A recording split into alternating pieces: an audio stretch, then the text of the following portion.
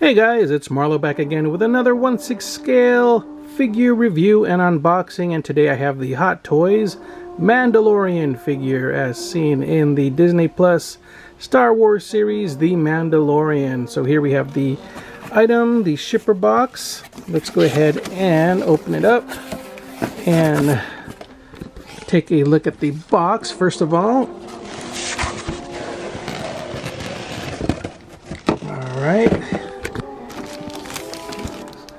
As always, Hot Toys figures come nicely wrapped with a plastic wrap, as you can see here. Here is a look at the box. Let's go ahead and take the plastic wrap off to get a better look at the box and the artwork on it. And with the plastic wrap off, you can see you have a nice image of the figure there on the front. All the Star Wars figures pretty much have this sort of theme going with the black box if you are collecting the Star Wars figure, so you would be pretty much familiar with this style of packaging. It is a shoebox style box.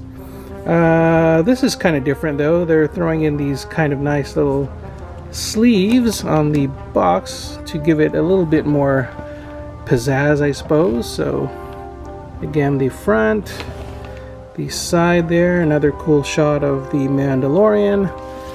The back of the box basically showing some credits, I believe, or some warning information, so nothing too fancy there. And the other side quite simple. So let's go ahead and open this guy up and take a closer look at the contents inside. Okay, so with the lid off, you can see the nice insert there.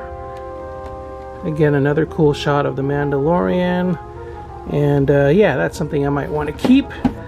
I don't really plan to keep the box. I'm not a box collector, but I love the cool inserts when they are nice looking. And real quick, here is how the figure comes packaged in the box. You can see all of the accessories there. I believe the stand is right behind them. Get that Remnant Stormtrooper helmet there. Let's see if I can remove this top tray to reveal what is underneath.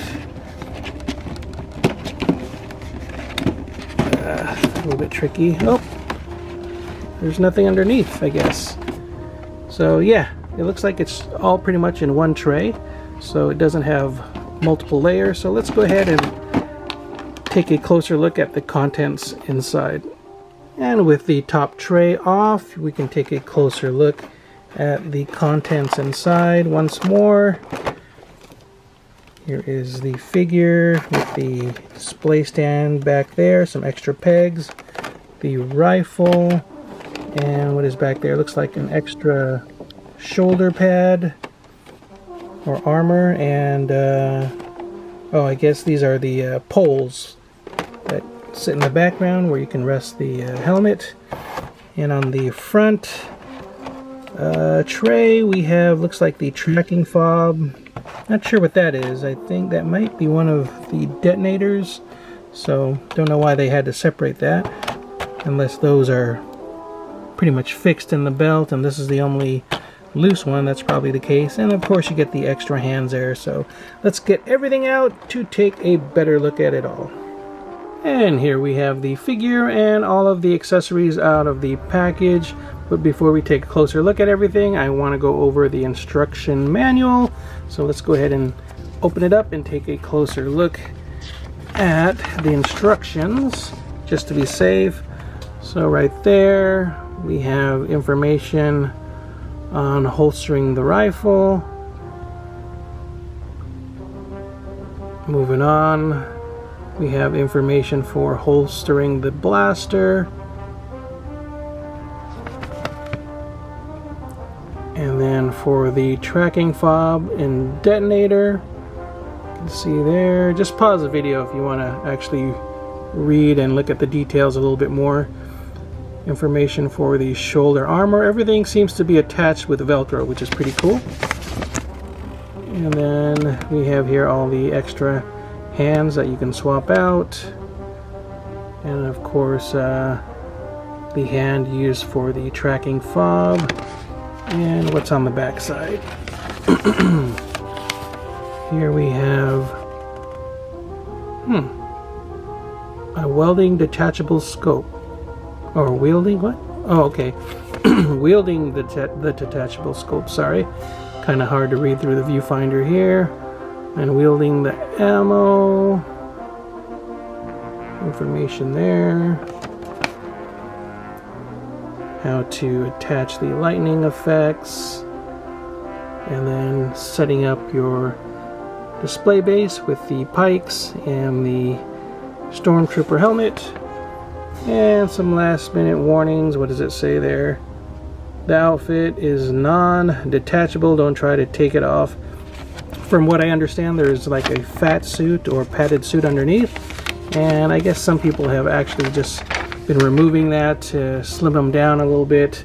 Give him a little bit more articulation. But I think he looks fine. I'm fine with it. I'm not that particular. But that is something I've seen some people doing.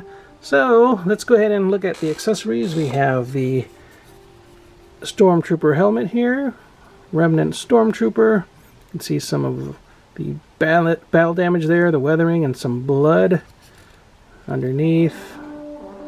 Nothing too special. There's a little piece of cloth dangling from the inside.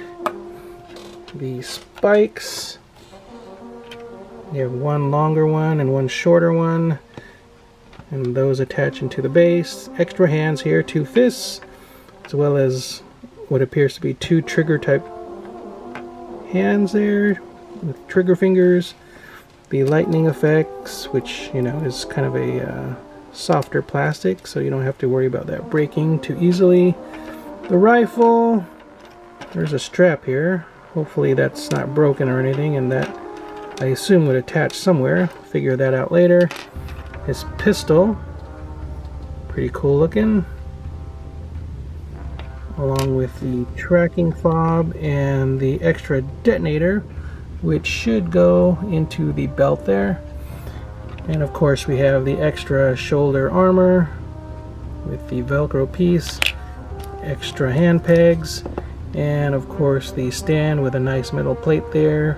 Star Wars The Mandalorian with some nice sand type surface with footprints, kind of emulating that look of the sandy desert as we see in season 1. And of course we have the figure itself as we see him in the first few episodes of season 1 before he gets his Beskar armor, the Mandalorian. Alright, so to give you guys a closer look at the helmet, really nicely done. Has a nice gloss to it with some weathering around the edges. See the chest plate again with some nice weathering there. The bandolier with the belt. Hopefully the bandolier will not deteriorate. I'm always worried about Hot Toys and their pleather type materials, so hopefully again it will stand the test of time and hold up. You can see the gauntlets there, the thigh pads or thigh armor, knee pads there. Moving down to the boots, you can see the nice paintwork and weathering there with the boots, all the details there. Back armor, let's see. Again, the bandolier continuing through the back with the battle damage to the armor there. And the cape even has some weathering, but unfortunately it doesn't look like they wired the cape, which is kind of, wonder why they made that decision.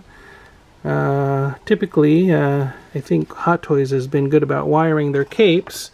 And I think this would have been kind of cool to be wired if it was wired also, but they didn't bother with it. But it is weathered there. You can see some holes and some crazy weathering effects at the bottom. So that's kind of nice. And yeah, let's go ahead and take a quick look at some of the articulation on the figure real quick. Let me see if I can set the camera down.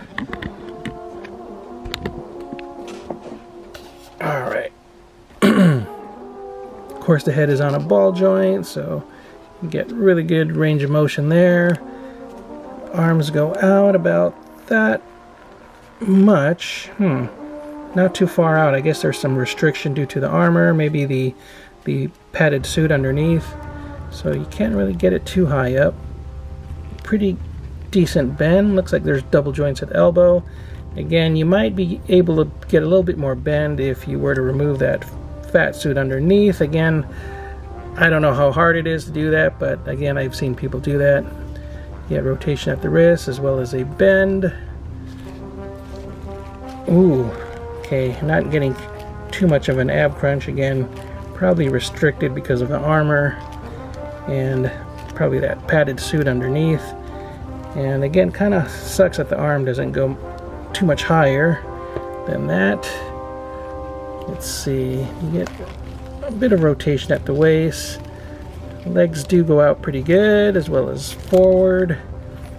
Double joints at the knees, so you get a pretty good bend at the knee, as you can see there. And good rotation and swivel and pivot at the ankles, so not too bad overall. So again, you're just going to have to work around some of the restrictions with the armor and the padding there underneath the suit. So let me try to get them accessorized and give you guys a closer look at the Mandalorian put together. Here we have my Mandalorian figure posed up on the display stand, looking pretty cool. Got the Remnant Trooper helmet there on the pikes. And, you know, got him posed up. Not too spectacular, but just to give you guys an idea of how he looks with the accessories. Got the pistol in the holster there.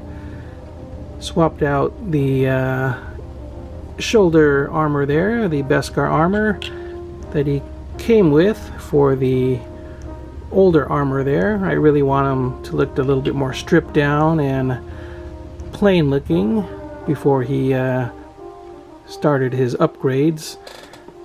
After getting all of his bounties, got the tracking fob there in the other hand, so he's ready to track his bounty there.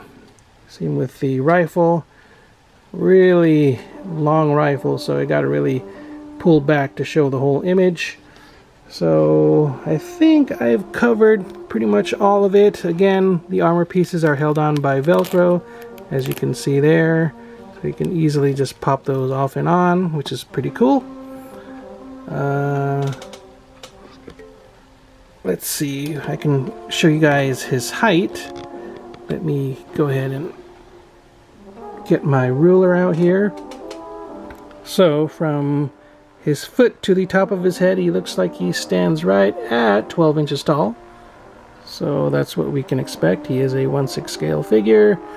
And on the base, you can add about another inch. So he's probably closer to 13 inches on the base. But yeah, the figure itself is a basic 12-inch figure.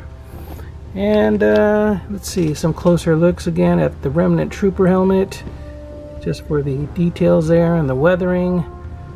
Again, I'm just going to give you guys some looks overall. And for you Mandalorian fans, I think it's a really cool addition. What do you think about the cape? I think I personally would have preferred at least a little bit of wiring in the cape, just to get some a little bit more dynamic poses out of the figure.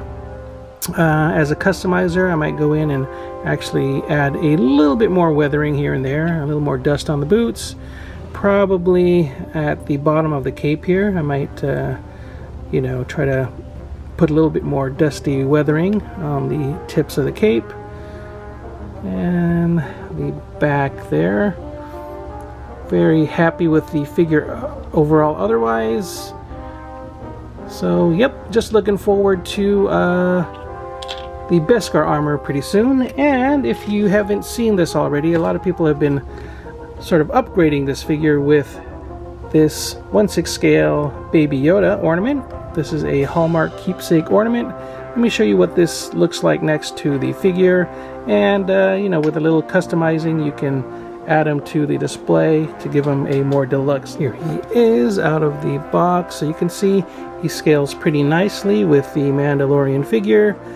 You can basically just cut this piece off, or you can find a way to dangle it to hang next to your Mandalorian if you wish to do so. Customizers have basically been drilling a hole at the back there, around the base or bottom of the prim there, and finding a way to just display it next to their Mandalorian figure, either with some kind of a base underneath or sticking a metal rod through the back there and finding a way to incorporate it into the stand there. So that's the Baby Yoda ornament. Again, just a simple way to sort of upgrade and complete this figure. The ornament's only 20 bucks.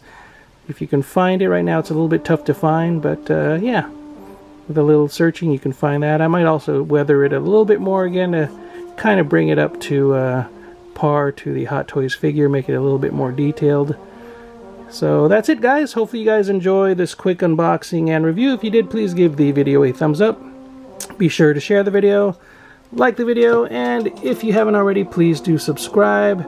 As always, stay safe, take care, keep on collecting, and I will see you all next time. Bye-bye.